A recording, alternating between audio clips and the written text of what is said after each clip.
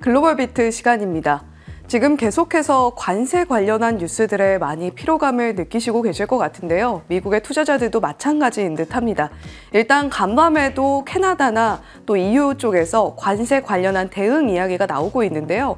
그보다 시장에 조금 더 큰 영향을 미칠 것으로 좀 분석이 되고 있는 쪽은 오히려 파월 의장이 발언에서 오늘 밤에 있을 발언에서 어떤 이야기를 내놓는가 이쪽으로 시선이 쏠리고 있습니다. 네, 맞습니다. 여러 가지 이슈들 소화하면서 만약에 오늘까지 올랐다면 3거래일 연속 상승이었을 텐데 아쉽게도 전강 후약 장세를 그렸습니다. 시장 마감 상황 확인해 보시죠. 3대 지수 일제히 약보합권에 거래를 마쳤습니다. 그런데 보시다시피 출발 분위기는 좋았습니다. 장 초반에 지수 상승을 견인했던 소식 두 가지가 크게 있었는데요. 일단 수입 물가가 깜짝 하락세를 보였습니다. 3월 수입 물가가 전월 대비 0.1% 내려간 건데 시장에서는 딱 보합 정도를 예상하고 있었거든요.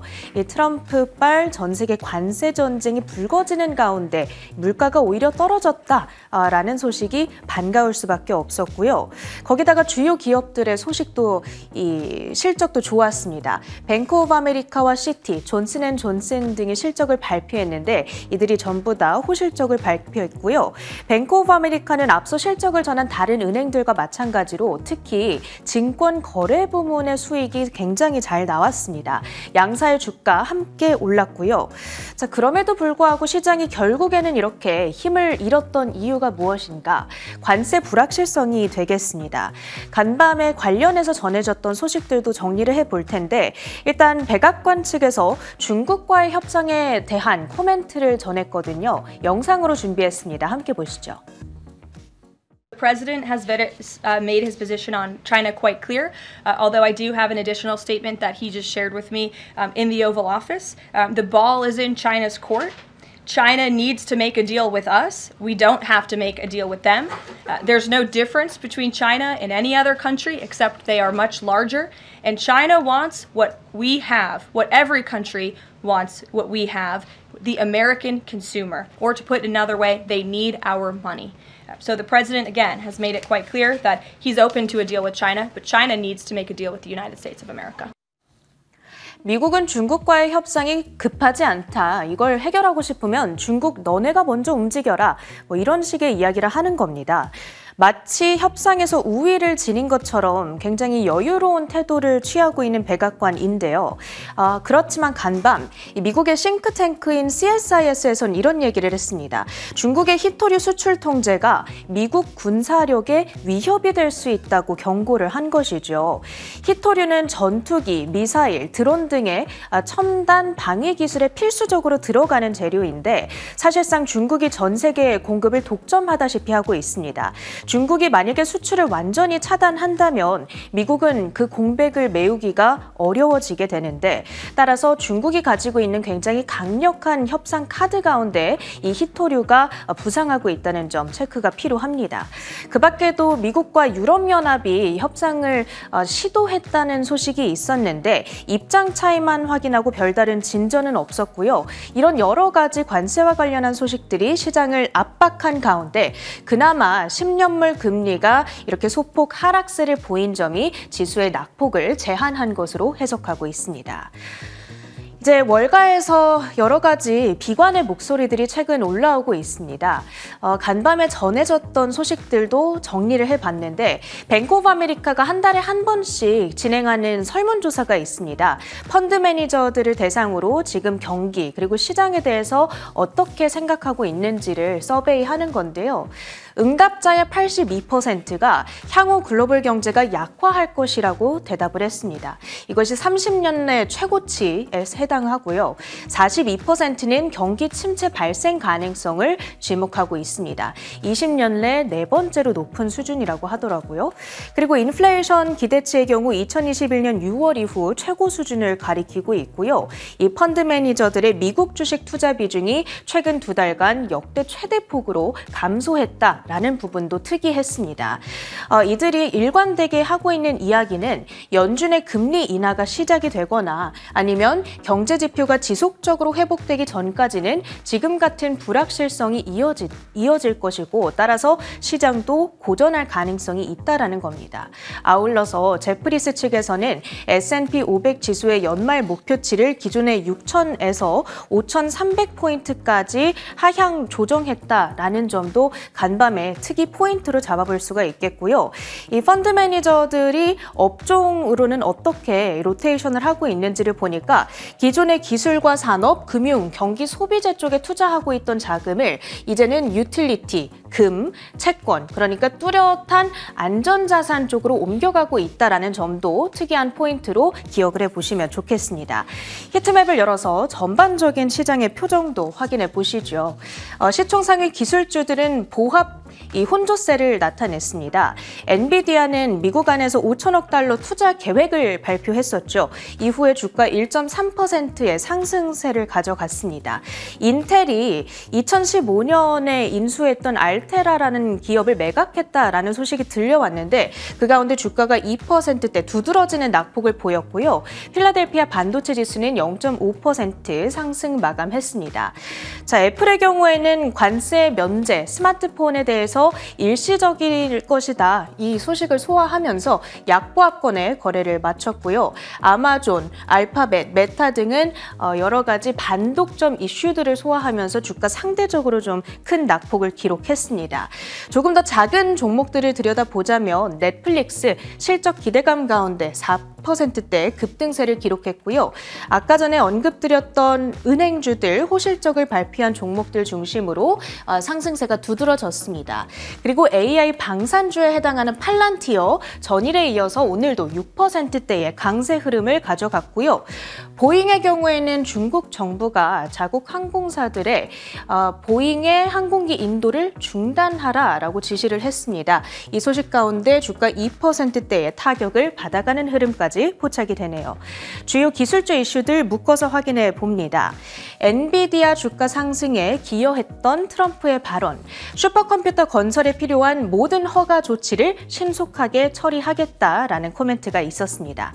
애플의 경우 한 가지 뉴스가 있었는데 지난달 인도에서 조달해온 아이폰 물량이 2조 8천억 원어치에 달한다고 합니다. 이는 역대 최대 규모인데 트럼프 정부의 상호관세 발표를 앞두고 미국 안의 재고를 확보하기 위한 조치로 해석되고 있습니다. 자, 그런데 이런 조치를 취한 이후에 상호관세는 90일 동안 유예가 됐고 스마트폰 등 전자제품은 상호관세 대상에서 제외가 됐죠.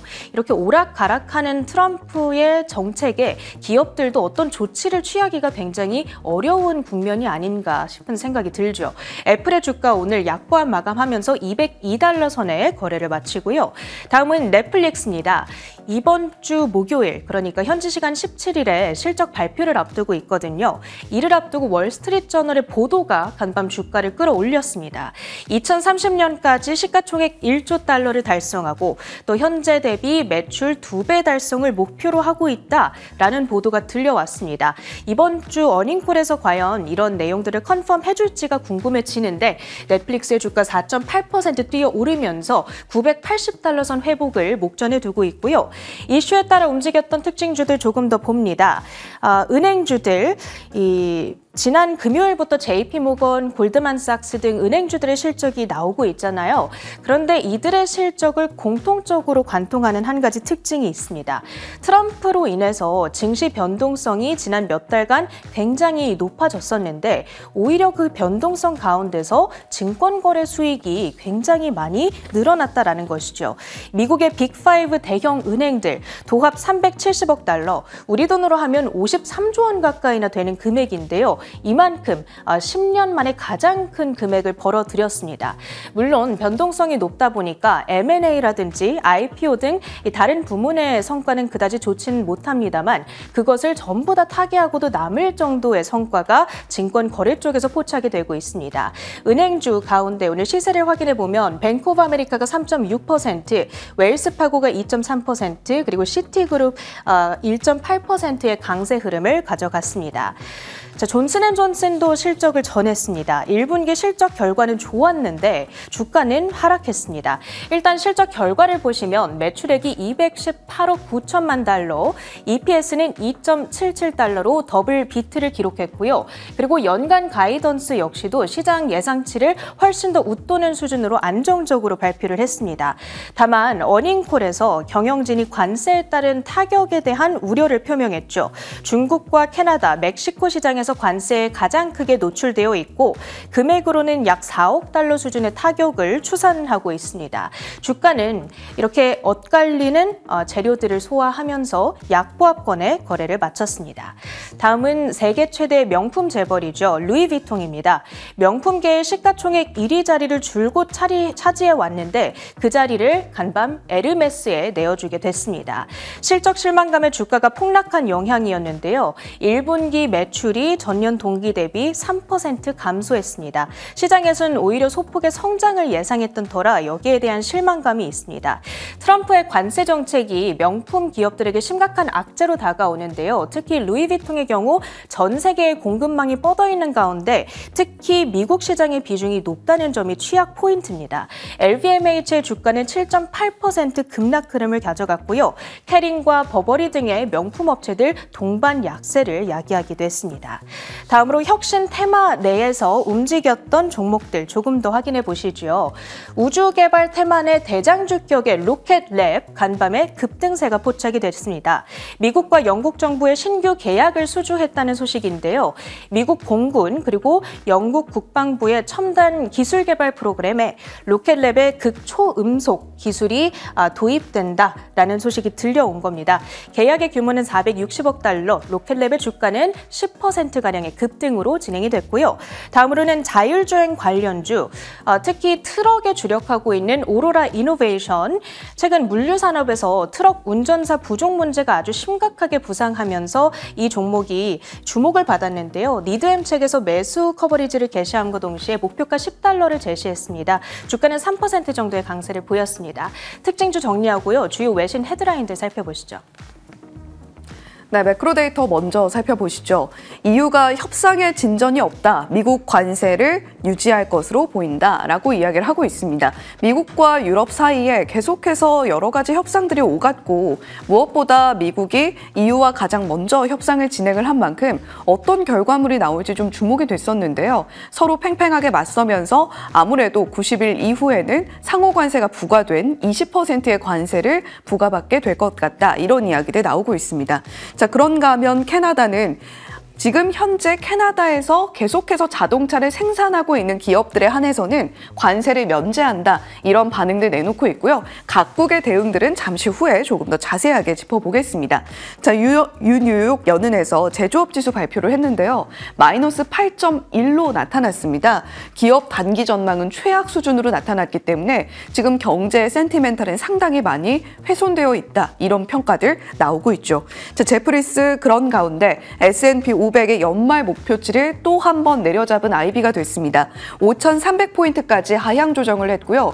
지금 투자자들은 계속해서 위험자산 시장에서 자금을 빼지는 않고 있는 흐름을 보여주고 있는데 이에 대해서도 IB들 여러 의견들 내놓고 있습니다.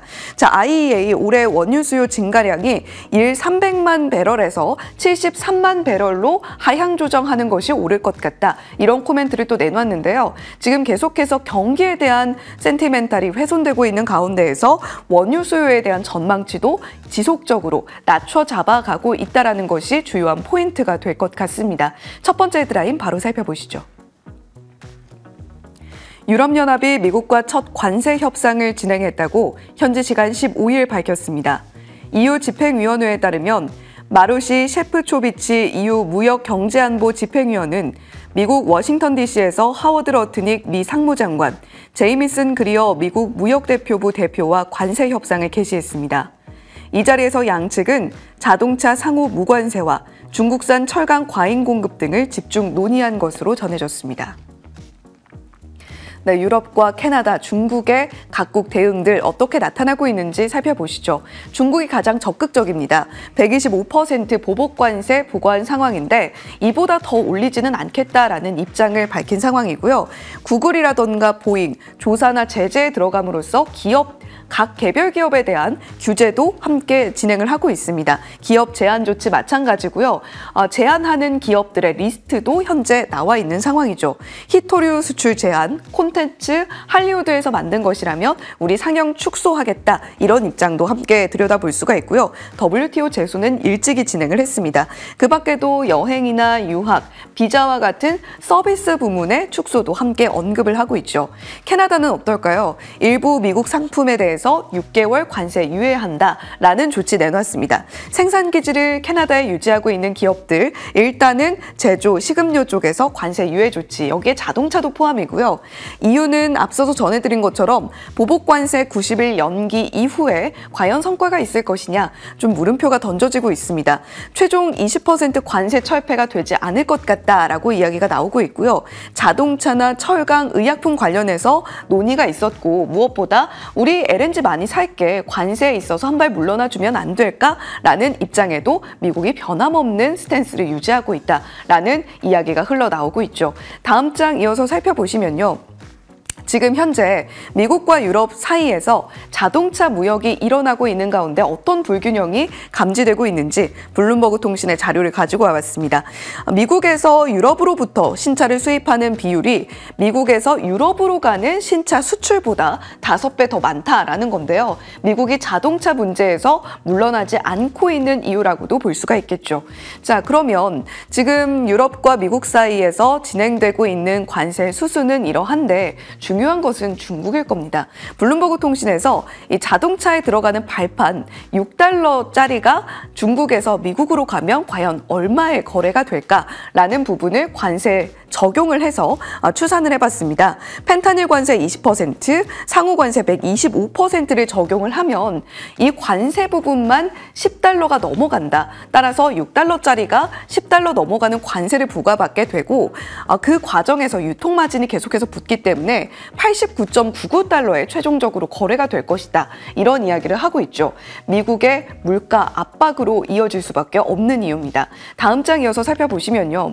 중국의 전 재무차관입니다. 이 주광여우 인터뷰가 또 파이낸셜 타임즈를 통해서 나타났는데요. 백기투항을 바란다면 협상하지 않을 것이다. 이런 이야기 내놓고 있습니다. 미국 지도자들이 중국을 존중해야만 대화가 가능하다라는 입장이고요. 국내 소비 증가 낙관하고 있다. 그러니까 중국은 내수 시장으로 충분히 자신감이 있다라는 것으로 반증이 되고 있습니다. 중요한 것은 마지막 줄일 텐데요. 관세 대응으로 보유국채를 매각할 수도 있냐라는 질문을 받자 중국은 책임감 있는 투자자라고는 이야기를 하고 있으나 어느 정도까지는 가능하다라는 뉘앙스의 발언을 또 함께 내놓기도 했습니다. 자, 바로 이어서 다음 헤드라인 들여다보면요. 관세, 과연 지금 미국 국채 시장엔 어떤 영향을 미치는지 들여다볼 수 있습니다. 함께 들여다보시죠. 도널드 트럼프 미국 대통령의 상호 관세 발표 이후 미 국채 시장이 요동을 겪으면서 우려가 커진 가운데 재무부의 2인자가 규제 완화 가능성을 언급하고 나섰습니다. 현지 시간 15일 주요 외신에 따르면 재무부의 마이클 폴켄더 부장관은 워싱턴에서 열린 미국 자산운용협회 행사에 나와 보완적 레버리지 비율, SLR의 변화 가능성에 대해 조사하고 있으며 그에 대해 대화하고 있다고 밝혔습니다. 네, 지금 미국 국채가 안전자산으로서의 포지션이 어느 정도까지 되느냐, 이런 이야기, 특히 안전자산으로서의 가치에 대해서 의구심을 받고 있는 상황입니다. 주요국들 가운데에서 지금 미국 국채시장의 큰 손들 어느 국가들이 있는지 들여다볼까요? 지금 일본이 가장 많이 가지고 있습니다. 그리고 그 다음으로는 중국이 미국 국채를 가장 많이 보유한 국가 중에 하나로 분류가 되고 있고요. 그 뒤로는 영국, 룩셈부르크, 이러한 국가들이 차례로 나열이 되어 있습니다. 그러니까 결국에는 일본과 중국이 미국 국채 시장의 가장 큰 손 중에 하나라는 점에는 변함이 없다라는 것이죠. 충분히 중국이 매도를 한다면 국채 시장을 흔들 수 있는 여지가 있다라는 것으로 풀이가 됩니다. 지난주 5거래일 동안 10년물이 약 50bp 오름세를 나타내면서 국채가가 크게 떨어지는 모습, 특히 장기물 위주로 흔들리는 모습을 나타내고 있습니다. 지난 금요일 10년물의 경우에는 4.592%까지 급격 강력하게 치솟는 모습을 보여주기도 했고요. 2월 이후에 최고치였습니다. 30년물 장기국채의 경우에는 수요일 기준으로 2023년 11월 이후 최고치로 치솟는 모습을 보여주기도 했죠. 상당히 불안한 모습을 나타내고 있는 셈입니다.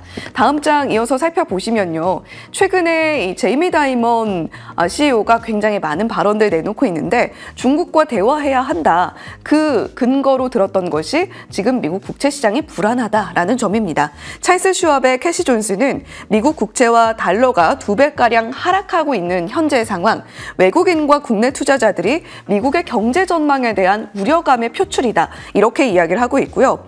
호라이즌 인베스트먼트의 마이크 딕스는 지금 현재 미국 국채 시장이 흔들리고 있는 최근 추세가 단기 또는 중기적으로도 지속될 수 있는 가능성, 조금 불안한 상황이다라는 점을 함께 언급하고 있다라는 점도 예의주시하셔야 되겠죠.